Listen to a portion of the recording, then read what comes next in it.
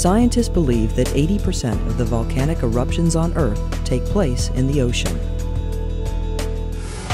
Most of these volcanoes are thousands of feet deep and difficult to find.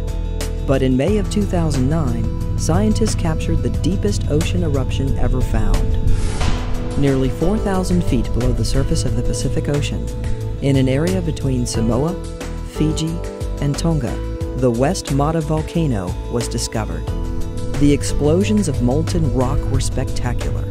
This volcano was producing Boninite lavas, believed to be among the hottest erupting on Earth. Scientists also witnessed molten lava flowing across the deep ocean sea floor and spotted shrimp living near the volcano's most active areas.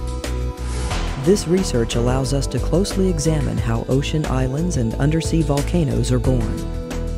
It may also shed light on how heat and matter transfer from the interior of the Earth to the surface, and how life adapts to some of the harshest conditions on our planet. Finding West Mata was a huge break for scientists, and for those interested in seeing what takes place in the deepest depths of our ocean.